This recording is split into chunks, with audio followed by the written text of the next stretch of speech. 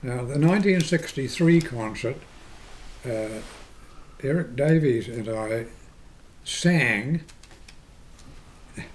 I might even try one or two verses of this. And it's really about the people in the community, and some parts are rather good. The one about Mac McCliskey, who was the first, when I arrived, was the chairman of the school committee, and an outstanding man, Captain McCliskey, Military Cross, and the chairman of the New Zealand Apple and Pear Board for many, many years. And Mac, with his Mona Lisa smile, it fits very nicely to the song, but I wouldn't manage to sing it well. Mrs. Hammond had a beautiful garden, and she comes in for a little bit of ribbing and so on.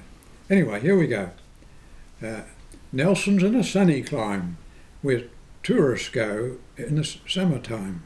It's no use coming from autumn to spring, 'cause then it rains like anything. So steadily in the autumn and in the winter too, not to mention in the springtime, it rains on me and you. So much for Nelson's climate. There came a day, 1 September, or October or November, when 37 little souls were not marked present on our rolls. The raging waters of Waimea had surrounded homes and brought us fear. The waters rose to the Plimsoll mark until our homes were like the ark. And the rains came down, and the rains came upon us, and yea, verily, the waters rose about us. Yea, verily, it rained for 40 days and 40 nights. Hallelujah. You remember the song? Enos rowed the boat for life. Come on, Tony. Hallelujah.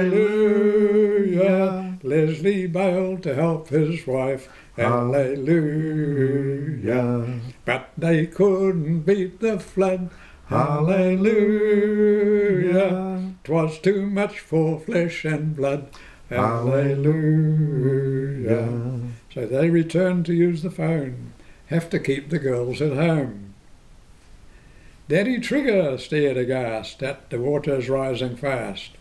All his neighbours heard his scream, "My flooded bowling green." Now we take you in a northerly direction. It's nearer the equator, where poor Grant Wadsworth had a farm, W-A-T-E-R, and on this farm he put in peas, W-A-T-E-R. There's a green pea here and a green pea there, here a pea, there a pea, there everywhere a green pea. Poor Grant Wadsworth had a farm. Water everywhere. Water everywhere. And mud, mud, glorious mud. There's nothing quite like it for cooling the blood. Poor Roddy O'Connor, his oats are a goner. There's naught on his farm but sickening mud. Mud, mud, glorious mud.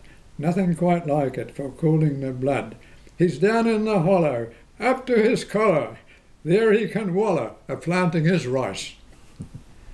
And David Marshall rang about his wife. Can't get through the flooded drive, for the water is over the low road.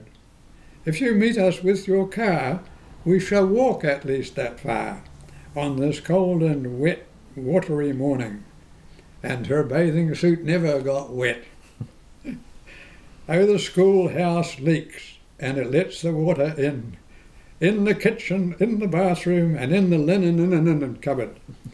He has bored some holes through the 80-year-old floor, and we have no puddles anymore. And Mrs. Hammond, on a Richmond corner, crying out in voice so sweet, "Won't you buy my pretty flowers? We've not enough to make ends meet." And the orchardists have had a rotten time, and some of them are down upon their knees. What with sunless skies and rain and hail and insects, what with water, rivers and lakes, credit squeeze, the Minister of Finance. Ask Mac what he thinks of this season's chances.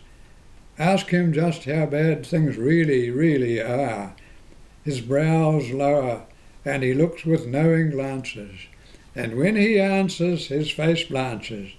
And when he tells you in his own McCliskey style, you'll know the reason for his Mona Lisa smile, that quiet smile.